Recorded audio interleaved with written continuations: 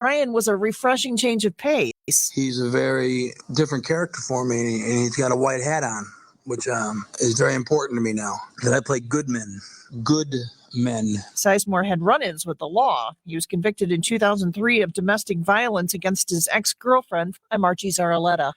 British people have recently had to ration their salad staples like tomatoes and cucumbers.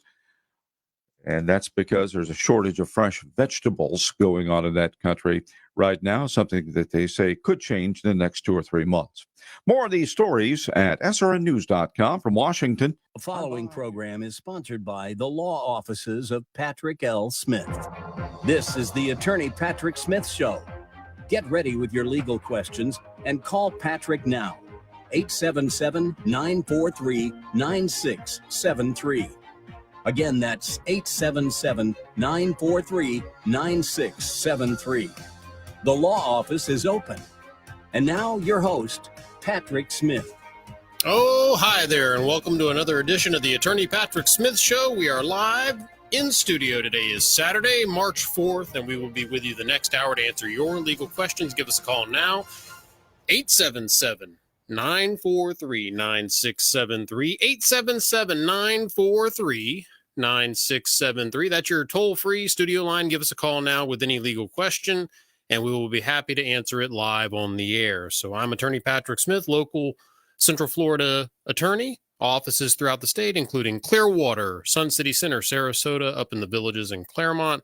And we are happy to help you any way that we can. We do this show live every Saturday morning to help you with your legal matters. So you can call in now, 877-943-9673, 877-943-9673. And as usual, you can always email your questions, patrick@attorneypatricksmith.com, patrick@attorneypatricksmith.com, or submit it directly through the website.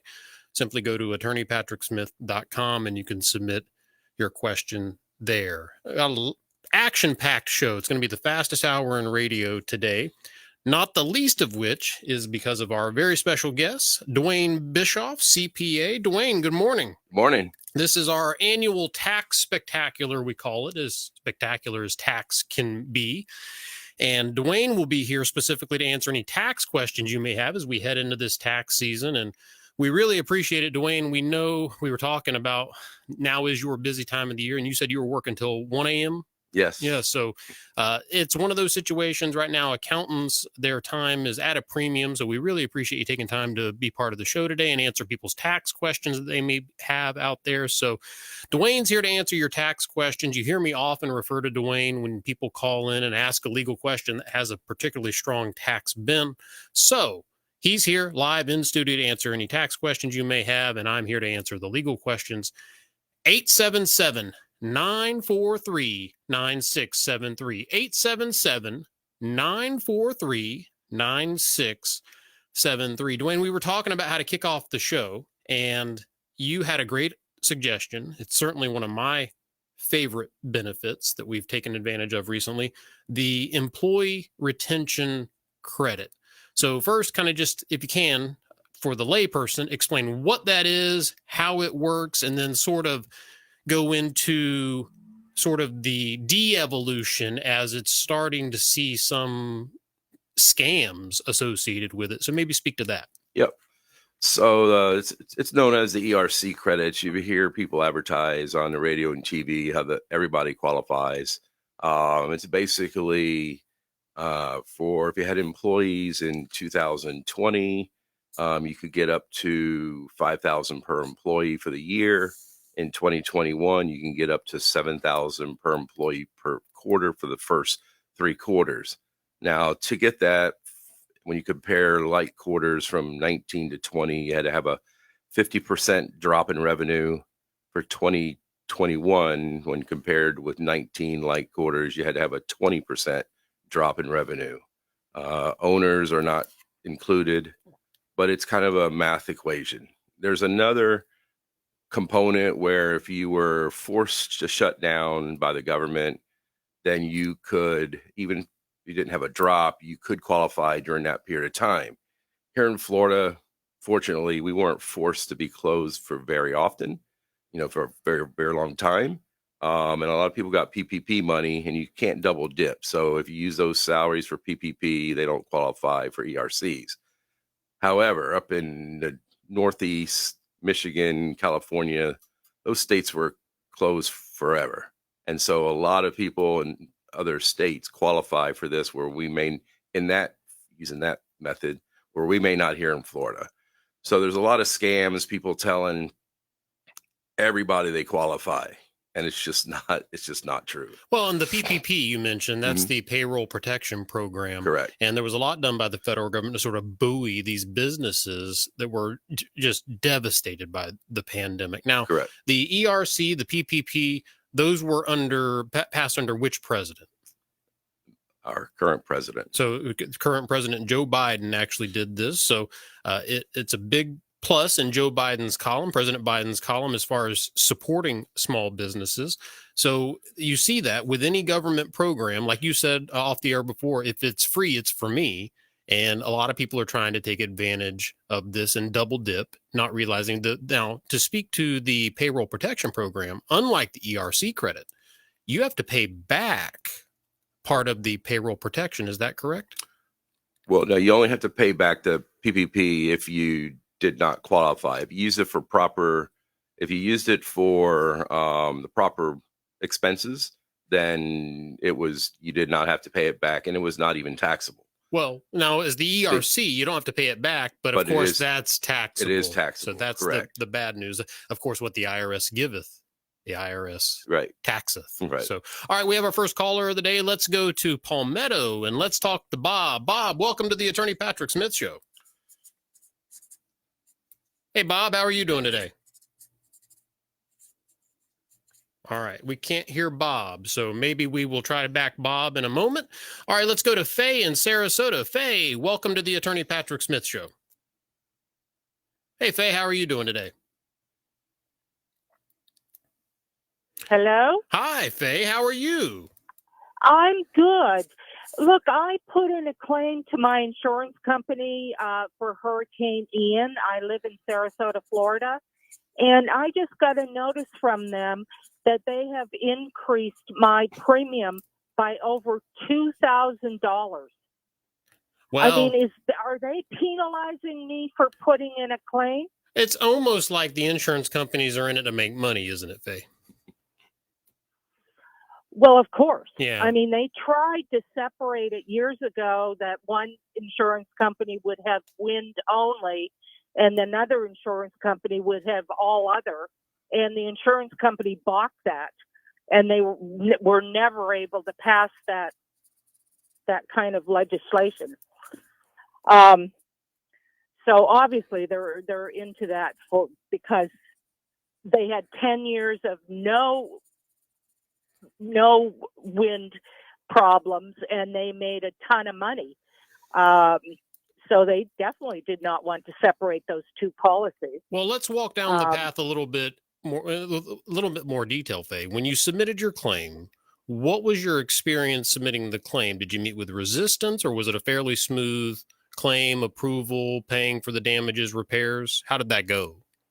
No, they fought it tooth and nail. I had to get a PA, and I had have mold remediation because I had major roof damage from trees falling. You mean a public adjuster when you say PA, correct? Yes. Okay. Yes, a public adjuster, and they had to tarp the roof several times, and they came in and remediated the water damage in the house, and they submitted the people that did the remediation submitted a $6,000 claim to my insurance company. They offered them $900 for all the work they did. Well, I've heard stories like this. For days and days. I've heard stories like this over the years, Faye, and I'm sorry they're doing that to you. But just to put things in perspective, they could have just canceled your policy altogether.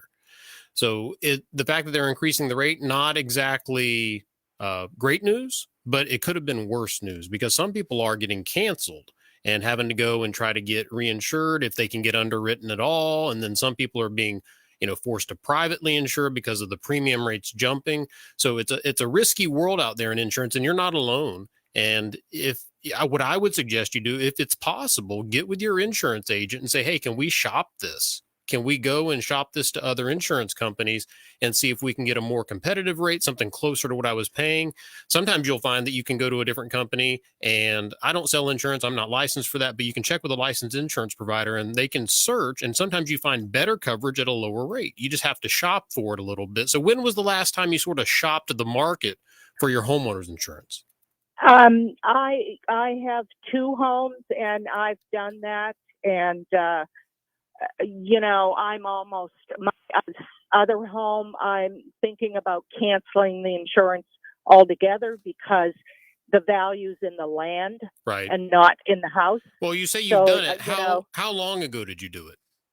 It was probably a year ago. Okay. Yeah. So that's fairly recent. But what I would suggest is on the one, especially the one that raised your premium so high, just maybe shop it now and see if you can find something a little more competitive. That is the best advice I can give you at this point. Get with a licensed insurance agent who can shop that policy for you. Try to find the best coverage is comparable at a more competitive rate. Right. So legally, they are legally allowed to do whatever they want. Generally, they can cancel you. They can raise your rate. They can do whatever they want. It's the four corners doctrine, Faye. You're going to be governed by the terms of that policy, and all that fine print in there more than and I haven't seen it, obviously. If you want me to review it with you, get it to me. I'll be happy to review it with you and kind of point to the chapter and verse. But my guess would be that their, general counsel and attorneys advising them, don't let them do things like this if it's in violation of the contract. So more than likely that's in there, and that's where they're hanging their hat, is some sort of provision allowing them to increase your rate. Okay. All right. Well, look, I appreciate your help. I mean, obviously, I'm not the only one. I mean, Fort Myers, no, Faye, I guarantee you. I guarantee you, your question this morning helped a lot of people. So thank you for calling in, Faye. Okay. Thank you so much. All right. Have a great Saturday. All righty. 877-943-9673. This is Attorney Patrick Smith. This is the Attorney Patrick Smith Show. With us in studio, our very special guest, Dwayne Bischoff, CPA. Let's go back to a very patient Bob in Palmetto. Bob, take 2. How are you, Bob? Yes. I am just absolutely fine today. Thank you. Thank you for asking. It's great to be on your show. Listen to it every single weekend. Well, we appreciate your fidelity, Bob. You have a question for Dwayne, it sounds like, so go ahead. Okay, I sold a home 26 December 2021. Walked away with $235,000. The home sold for $500,000. Had closing costs. Built the home in Palmetto, Florida, closed on this new construction home 1 September 2022. I have closing costs here too. This cost close to $1 million. This home. What are the deductions in 2021 when I sold my home? Must I do a 1098 amendment? And what are the tax deductions here today in this very, very expensive home? Doesn't look that expensive. Dwayne, it's all yours, buddy. Yeah. So was the first home you sold, was that your personal residence for at least 2 of the last 5 years? Yes, sir. Okay. So are you married or single? Married. Okay. So you have a $500,000 exclusion. So the first $500,000 of profit is not taxed. Really? Correct. When you own a home, it's your personal residence, and it's been your personal residence 2 of the last 5 years. You can sell it, and as long as your profit's less than $500,000, there's no tax. You don't even necessarily report it. We always do. We show it on the forms with our software. It gets reported on Schedule D. It doesn't have an effect. It just shows, so it ties out to the 1099-S that you probably receive. On your new home, the things that would be deductible. So basically your new home, you have a cost basis for when you sell it down the road to compute this again. And the only things that are really deductible is if you paid any loan origination fees, they can be deductible, or points. And then just, again, it's mortgage interest and real estate taxes are really the only thing deductible for, normal tax return. Okay, so I do an adjustable, $27,000. I probably can't beat that in 2021. I probably can't beat it this year either. Correct. Right. Okay, I know where I'm going. Thank you so much for your knowledge. I All right. You're welcome. greatly appreciate that. Bob, thanks Thank for you. Bye-bye. calling in. Enjoy the rest of your Saturday, okay? Hey, okay, will do. Thank you. Yes, sir. You also. Bye-bye. Bye-bye. All righty. This is the Attorney Patrick Smith Show, and that's what we're here to do today, not only to answer your legal questions, but CPA Dwayne Bischoff in studio live for his annual tax special on our show. He's here giving free tax advice, and the phone lines are lighting up. If you've been trying to get in, Bob hanging up does open up a line, so call in now, 877-943-9673, or email your question, patrick@attorneypatricksmith.com. All right, let's go to Sarasota. Let's talk to Joe. Joe, welcome to the Attorney Patrick Smith Show. Hey guys, how you doing? Great, Joe. Good. Quick tax question for you. I've got an 85-year-old relative. He's married. He's got $300,000 cash, and he's worried about if he goes to a nursing home, them coming after that money. Question came about him opening up a joint retirement account with the beneficiary listed as a joint of the tenancy. And I'm wondering, although it may be credit proof, is it proof? It's basically safe for if you were to go to a nursing home, could they come after that money? So I'm going to take a stab at part one of the question, and then I'll let Dwayne follow up if that works for you, Joe, okay? Sure. Yes, sir. So number one, as the attorney and the legal issues with this, jointly holding assets with family members exposes you to a couple potential issues. Number one, liability. If you put, say, a son or grandson's name on that account and that person's involved in an auto accident, bankruptcy, foreclosure, that family member's asset is now potentially exposed to that liability. So that's possibility number one. Number two, if the amount in that account exceeds what the Internal Revenue Code calls the present interest annual exclusion for gift tax, there may be the need to pay gift taxes and file a 709 or allocate unified credits. So gifting is exactly what one of the main things they're looking at with that 60-month or 5-year look back when you're trying to qualify a loved one for state assistance for nursing home care. There are much better planning options that are typically executed when based on foundational documents like trust, power of attorneys, healthcare surrogates, things of that nature. So I would recommend strongly your family member visit a qualified estate planning attorney, get a good consultation on that so that they can walk through all those options and know not only that they're picking an option, but they're picking the best option, the most optimal option to protect themselves and the rest of their family. Dwayne, anything to add to that? Yeah, just if you do put someone's name on on an account, you basically gifted them 50% of the account. If there's only two names on there, that would require a gift tax return. There's probably not tax to pay. There is an annual exclusion. It's not a lifetime exclusion, excuse me. That would probably offset that.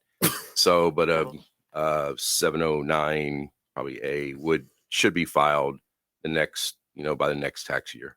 So the 709A is the abbreviated tax return. Correct. And the main thing about doing that, Joe, and Dwayne, correct me if I'm wrong, the IRS still has the policy that there is 0 statute of limitations for a tax return that was never filed. So long as you file it, I believe the statute is 3 years of look back. So the main thing is, even if the return's not absolutely necessary, it's in everyone's best interest generally, pursuant to your CPA or tax professional's advice, to file the return just to start that clock running so that you don't risk that potential liability down the road, Joe. Great. Thank you, gentlemen. Have a great one. All right. Thank you, Joe, for calling in. All righty. 877-943-9673. Joe hanging up opens up a phone line. So call in with your tax questions for Dwayne or your legal questions for me. This is the Attorney Patrick Smith Show. And again, this is our annual tax special. So CPA Dwayne Bischoff is with us, and the number 877-943-9673. I wanted to do a quick announcement before we go to our next caller. March 18th, the Solo Parent Conference at Indian Rocks Baptist Church. Yours truly will be part of said presentation. This will occur from 8:30 a.m. to 2 p.m. It's sponsored by Indian Rocks Baptist Church and Shepherd's Village. It is a free event. So if you're out there and you're a single parent and you're interested in the different issues and support out there for single parents, you can come out to the Solo Parent Conference on Saturday, March 18th. And this will go from 8:30 a.m. to 2 p.m. And again, it's a free event sponsored by Indian Rocks Baptist Church in Shepherd's Village. If you want more information, or if you want to RSVP and get your spot for the event, it's shepherdsvillage.com. Again, the website, check out more information or get your spot reserved, shepherdsvillage.com. And some of you are out there saying, well, Patrick, you just said it's a Saturday and you said it starts at 8:30. How are you going to do that? So I'll be here in studio doing the show. I've received special dispensation from the powers that be to arrive a little tardy because of the radio show. So do not fret. I will be both doing the show and the Solo Parent Conference on Saturday, March 18th. So mark your calendars, come out, meet me, say hi. I'll be there for the duration. So we look forward to meeting everyone. Again, that number, you want to be part of the show, 877-943-9673. All right, next, let's go to Bradenton. Let's talk to Don. Don, welcome to the Attorney Patrick Smith Show. Hey, Patrick, how are you doing? I'm great, Don. How's everything in Bradenton this morning? Oh, pretty good, pretty good. Good. How can we help you? Got a question for, I guess, Dwayne. I had filed for unemployment compensation in 2020 through the Florida DEO, and I guess through a clerical error, they had messed up my Social Security number. I didn't receive the bulk of it until last year, and I was told that had I received it when I was supposed to, there would have been a tax break. Is there any way I can take advantage of that tax break at this point? That's a good question. Did you get a 1099 in 21 because they paid it in 21? Well, they paid it in 22. It took that long to. Okay. So, yeah, but you got a 1099 this year. You got a 1099 in 22. Correct. Okay. I don't know of any. Do you have any documentation that says it was a clerical error and you should have gotten all that? You have some kind of documentation? They would not admit to that. All they did was Make it up. basically sent me right, Mhm. but they would not admit to any error on their part. So my accountant said that it's a long shot. You can try to get them to send you some kind of statement, but they declined. So I just wondered if I guess they were offering some kind of tax break if you They were. filed. Correct. There was Yeah. a large portion of it that was not taxable. Wow. And so, yeah, it seems like it was the first $10,000. I'm sorry, it's memory. That may not be perfect, but yeah, it's it's a hard one. I mean, maybe you could. You didn't report anything in the year you were supposed to get it, correct? I got a little in 2021. Okay. Just a few $100s, I think, and then the bulk of it, like a little over $20,000 came in last year. I think, if I remember correctly, I think the exclusion was in 2020. That was the heart of the pandemic. So and that's when I should have gotten it. Oh, that's when you should have gotten it. Okay. I don't know. I mean, if you wanted to be super aggressive, you could maybe amend your 20 return, but usually take it and then in 21 show it coming in, show it going out, and you may have a fight on your hands. They may never even notice it. So but yeah, your accountant was probably how most people would handle it. Is it's usually based on the year you receive it, and there's just not a benefit in 22. So Hey, Don. Well, yes. I want to present to you a hypothetical, okay? Imagine a world where we had a federal government that fully cooperated with every request made by a citizen and performed without error and with expediency and efficiency. Doesn't that sound delightful, Don? Isn't that Russia? Or China? Well, Don, I'm not saying that, but it's certainly not here, is my point.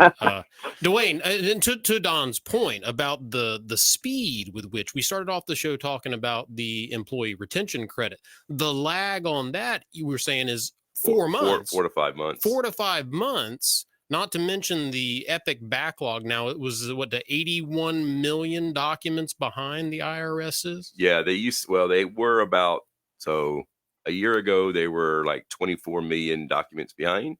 As of not too long ago, I think they've gotten that down to about 8 million.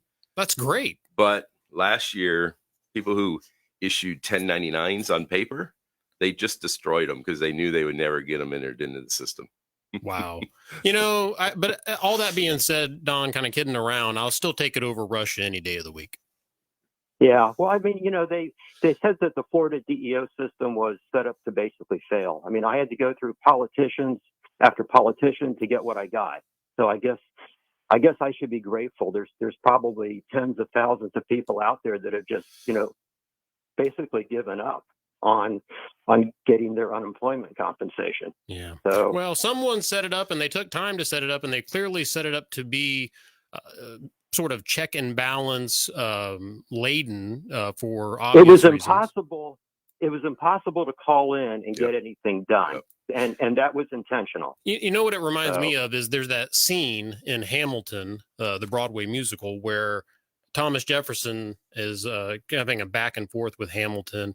And he basically says, you cannot possibly undo Hamilton's financial system. And believe me, I tried. It's almost like, people here, residents of Florida, are experiencing that here. You're trying to navigate the system, but it's proving unnavigable in some scenarios. And Don, yours sounds like one of those scenarios. So I'm sorry you're in that situation, but sounds like you got a great CPA. If you want a second opinion, Dwayne will give out his contact information here momentarily if you want to get a second opinion, okay? Sounds good. All righty, Don. Thanks for calling in. 877-943-9673. This is the Attorney Patrick Smith Show. This is our annual tax special with CPA Dwayne Bischoff in studio. 877-943-9673. I'll go ahead and give out Dwayne's contact information. So if you want to reach Dwayne at his office, his number is 813-356 0400. Again, that is for Dwayne Bischoff, CPA, 813-356-0400, or you can email Dwayne directly at DBB, that's Delta Bravo Bravo, at CPAofTampaBay.com, DBB at CPAofTampaBay.com. But if you want to talk to Dwayne live, 877-943-9673, here to answer all your tax questions, and I'm in the chair to answer all of your legal questions. So give us a call now. Let's go to St. Pete. Let's talk to David. David, welcome to the Attorney Patrick Smith Show. Yes, morning. I got a question for you. I'm part of an LLC, and my partner and I took this year a distribution so that we could invest some of the earnings that we had accumulated.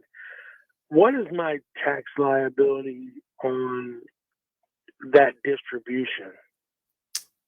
Okay, so it depends. So really, distributions are not necessarily taxable unless they exceed your basis. I know it's a kind of a crazy thing, but you really get taxed on. So you'll get a K-1, and the income that the LLC made, your share of that, will be passed through to you on a Form K-1, and that's what's taxed. So if your income was more than the distribution won't really be taxed. It's the K-1 income that gets taxed.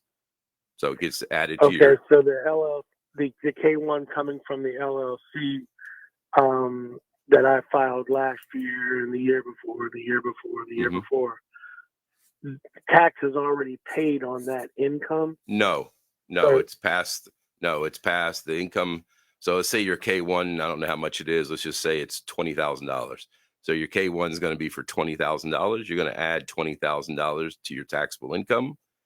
And then part of that distribution was to cover the tax that $20,000 you owe on that $20,000. Okay. Yeah. All right. So, for example, just use the numbers that you used. There was a $20,000 K-1, and then I took out equally. My partner and I each took out $40,000. Okay. And actually physically took it out of the the one account and put it in my own. How much of that $40,000 is going to be taxed? So it depends. So for sure, 20,000 is not going to be double taxed because the income's already 20. So if you had paid tax, or if you had invested into that LLC an amount of at least 20,000, then none of it should be taxed. The other thing with LLCs is if it has debt, you may be have part of that debt allocated to you, and that gives you basis for taxability and distributions. It's a little bit of a complex thing, but it's possible that you don't owe any tax right now on that $40,000. Any additional tax over the $20,000 from the K1. Okay. All right. Thank you. Mm-hmm. David, enjoy the rest of your Saturday. Thanks for calling in. Okay. All right, you're listening to the Attorney Patrick Smith Show with me, CPA Dwayne Bischoff. And Dwayne, the way I liked how you started answering. By the way, David hanging up opens up a phone line. So if you've been trying to get in, try now. 877-943-9673. When you started with "it depends," and I was like, oh my gosh, I'm rubbing off on Dwayne. He's answering like a lawyer now. It depends. It all depends. So if you have a question, call in now. Here to answer legal and tax questions today, respectively, between myself and Dwayne. 877-943-9673. Or you can email me, patrick@attorneypatricksmith.com. patrick@attorneypatricksmith.com. All right, let's go back to Sarasota. This time we're going to talk to Bill. Bill, welcome to the Attorney Patrick Smith Show. Okay, thank you. Good morning to you. Good morning, Bill. How can we help you? All right, I understand that after a certain age, if you sell your home, the profits made on the home since the time you first bought it is non-taxable. Is that true? No. I'm sorry, he said no? He said correct. no. That used to be the law, but that changed several years ago. Now the current law is if you're an individual, you have a $250,000 exclusion. If you're a married couple, you have a $500,000 exclusion for your gain. So gain above 500,000 would be taxable. And again, you had to live there at least 2 out of the last 5 years. Yeah. Okay, that's not a problem. But on my, excuse me, well, when I get the tax bill coming in, I'm listed as myself, life estate, and my daughter is on the end of that thing. She's not on the deed. But she's in the life estate thing. Would that include this thing we're talking about? So if you've got some sort of life estate provision, it might be, do you remember if it was a ladybird deed or what sort of conveyance you used to establish the life estate? Yeah. Yes. It was a ladybird deed? No. Okay.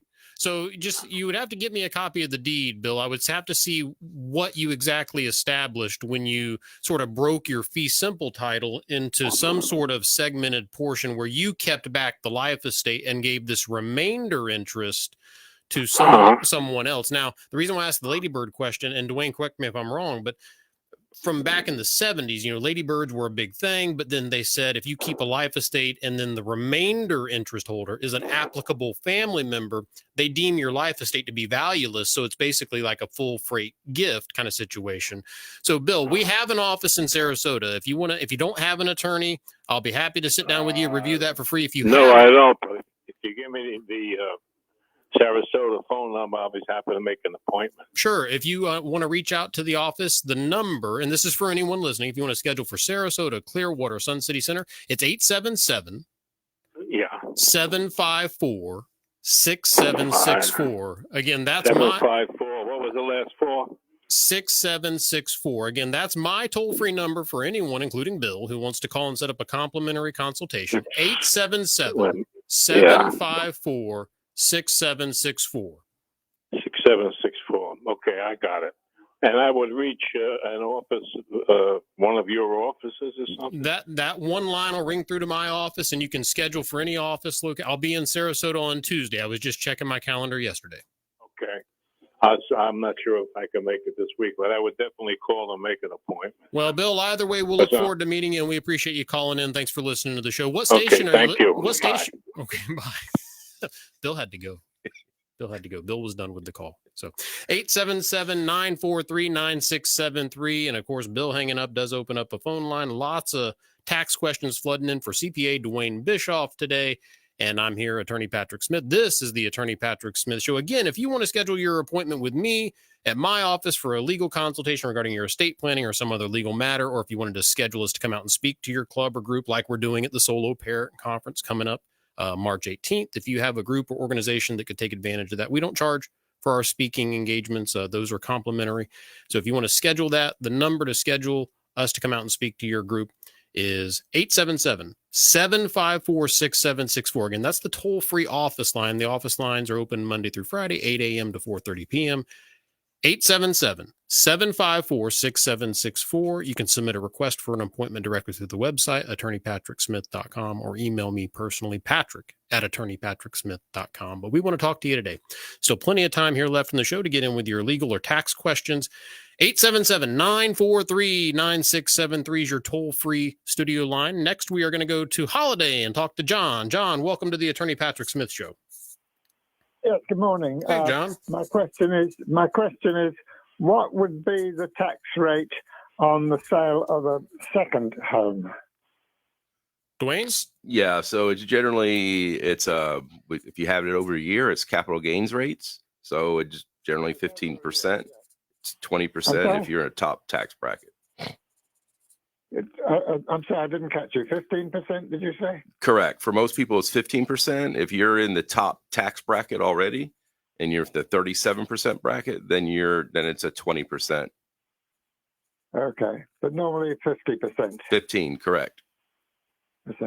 Okay, that's fine. That's all I need to know. All righty, John. Thanks for calling in. Enjoy the rest of your Saturday, okay?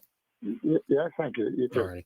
877-943-9673. That's your live and local number to be part of the show. This is the Attorney Patrick Smith Show. I'm Attorney Patrick Smith. With me in studio, special guest Dwayne Bischoff, CPA.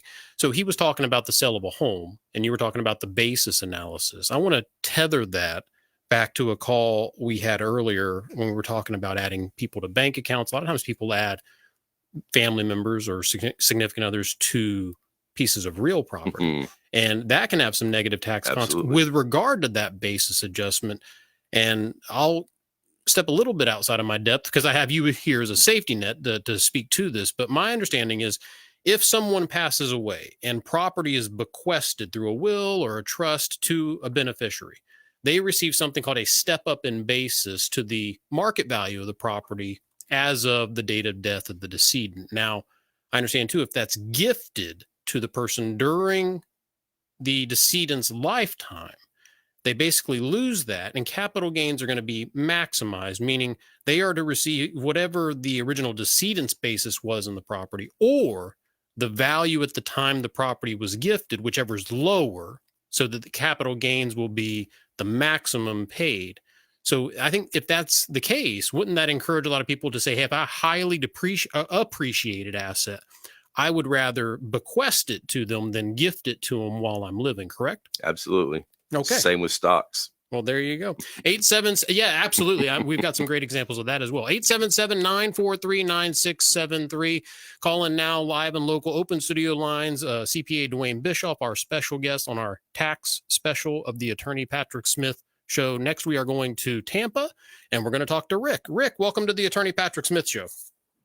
Good morning, Patrick and Dwayne. Thanks for your time this morning. Absolutely. Rick, how can we help? Just trying to get my head around on a 1031 exchange on business, like for like property exchanges when you sell the property and buy another property. Mm-hmm. I'll put some numbers to it to be able to kind of understand it. Let's say you have $1 million property and you, or $500,000 property, and you sell it for $1 million. And you have $500,000 loan on that property. So you sell the property, you pay off the loan of $500,000, and let's say that you might have made $100,000 on it. So I'm trying to wrap my head around when you go like for like, and you buy another business property. Okay, let's say it's rental income to rental income, and the common sense would say, okay, I paid off $500,000. I took home, if you want to call it, $500,000, and my basis is maybe $100,000. I'm trying to get my head around why do you have to go and buy another property at $1 million as opposed to just $500,000, since there was only $500,000 of a loan that was paid off. You really didn't make any money on that loan. or could you just go buy a $500,000 property and still not have to pay taxes on it and pay off the other $500,000? Hopefully, all that makes sense. Yeah. So it's a very complicated situation, especially with the loans when you're moving into another entity. But basically, how I try to tell my clients to look at it is the tax code doesn't care how you bought the property. If you bought it by cash or you bought it with a loan, it doesn't change the tax law on it. You're still selling $1 million piece of property and you still have a $500,000 gain. So generally, you need to buy something equivalent price or more expensive to defer all the gain, because otherwise loans are considered boot, just like cash is considered boot. So if you're getting some of that and using some of that, part of that gain would be taxable if you didn't buy a piece of property that's as much. It could be a little bit different from that, but I think that's the gist of it. Yeah, it kind of makes sense. I guess it's all about tax code then. Well, the kind of making sense part, Rick, is the Internal Revenue Code in general. Exactly. I totally understand. The one thing I was having a hard time with is, I'm taking $500,000 and paying something off that I never really had. But you called it a boot, which means if you do get a loan for a property, they don't really care if it was your cash or the loan that you received. They're still thinking it's $1 million property. You need to buy $1 million property or more. Right. Okay. And then let's say that you had take the same scenario. My apologies for going on. And you buy an $800,000 property. Mm-hmm. No matter how the loans are paid, if you don't get another loan and you end up with a $200,000 gain, I guess that would be your tax basis, that $200,000. Even though you paid off the other loan, you end up with $200,000 that you did not use. You really don't have $200,000 cash, but because you paid off that loan and you sold for $1 million, your tax is still going to be paid on the difference. Right. That you didn't reinvest. Right. Yeah. So if you sold something for $1 million and you reinvested $800,000, then the $200,000 part of it would be taxable. So that your original basis in the original property, they would allocate it between what was deferred and what you didn't defer, and so some of that would offset some of your $200,000, but most of it would be taxable. Okay, and then the tax rate on that, thank you for answering, is I've heard 10%, 20%, 25%, because it is business, and usually a business like that will be like an LLC that goes back through as an S corp, let's say. Would you be even able to answer what that tax rate would be on a commercial piece of property? Yeah, so it is usually 20% or 25%. There's also, if it was a commercial property, you probably had depreciation. So you may have to recapture depreciation. So some of it may be taxed at ordinary income. So if your ordinary income is a low rate, some of that may be taxed at a lower rate, but the capital gain part always starts at 15%. Now, there is a portion, if your income's low and your capital gains are less than 50,000, there's no tax, but it happens in weird cases, not like this. So. Okay. So the best thing to do is to buy like for like as far as dollars or more. Mm-hmm. Or get with somebody, get with your tax accountant, with me, somebody to run the numbers beforehand. That's the best thing. So you know what you have before you sign the deal or go and get into it. And Rick, Dwayne has an office right there in Tampa. I'll give out the phone number here as soon as we hang up. Okay. Okay. Thank you so much. You're welcome. Have a great. Yes, sir. All righty. This is the Attorney Patrick Smith Show. I'm your host, Attorney Patrick Smith. With me in studio, our special guest, CPA Dwayne Bischoff. Dwayne's office line, again, by the way, is 813-356-0400. Again, that number to call Dwayne's office to set up your meeting with him in his Tampa office, 813-356-0400, or email him at dbb@cpaoftampabay.com. Before we go to our next caller, I do want to announce Next week's show will, again, be another very special edition of the Attorney Patrick Smith Show. For those of you who have been following the show regularly, we have been tracking, as a proud resident of the city of Indian Rocks Beach, the short-term rental saga as it continues to unfold there. And as a product of that, there is an election coming up for city commission there in Indian Rocks Beach. So next week will be our candidate special. The election will be on Tuesday, March 14th. So next Saturday, March 11th, we will be doing our candidate special. We've extended invitations. We're currently booking the candidates, and we will hopefully have all 4 candidates live on the show to answer your questions. If you have a particular concern, if there's a particular issue regarding short-term rentals, or if there's another issue facing the city of Indian Rocks Beach, this will be your open forum, a chance to ask them questions directly. Yours truly will, of course, be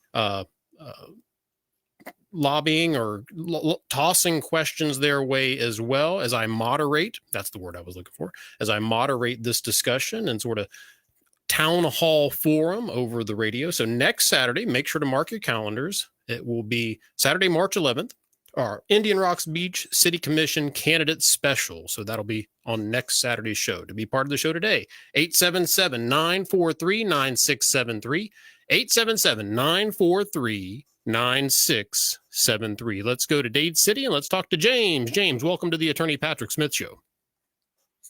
Hey, Patrick. Hey, James. Been a listener since I think it was a Patricia saga, the bathroom saga. You know, and we were just talking about that yesterday, and so many people are fans of hers. I had no idea how. So, Patricia, if you're listening, you have so many fans out there that were cheering for you. And when you called in, like the Jameses of the world, they were just so happy to hear you call in and say it was resolved. So, James, you're not alone on that. And I'm sure Patricia's beaming to know she has support out there among the Attorney Patrick Smith Show nation. So we appreciate that. That's good. I had a quick question. My payroll check, the federal holding shows only they pulled out 600. And normally, it's way more than that. So I was just wondering, the payroll company told my boss, oh, it's a new program. I don't know if that's true or not, but. Dwayne, what say you? So there was some adjustment with the with the withholding rates. The current administration in White House wanted to get more money into people's hands. So they adjusted the withholding rates. It shouldn't have been that dramatic. But if it obviously seems too low, check with your payroll administrator and file a new W-4. They did change how the W-4s work. The old way doesn't work anymore, and that could lead to it. Okay. All right. All right. I was just, it was just, I already filed my taxes, so everything went through. So I was just kind of, were they going to come back for it, or I don't know. I didn't know what to believe. Well, James, we appreciate your faithful listenership, and I know by you saying you followed the Patricia from Lakewood Ranch saga, you have been listening for a long time. So I appreciate that, and thanks for calling in this morning. Thank you, Patrick. Yes, sir, James. All righty, this is the Attorney Patrick Smith Show wrapping up. If you want to reach out to Dwayne Bischoff, CPA, 813-356-0400, his office line, 813-356-0400, or email him dbb at cpaoftampabay.com. To reach me, Patrick at attorneypatricksmith.com, or the office line, 877-754-6764. Again, that toll-free number to schedule your complimentary consultation, Clearwater, Sarasota, Sun City Center, 877-754-6764. Dwayne, thanks so much for being here today. You're welcome. Everyone stay safe, God bless, and go Gators.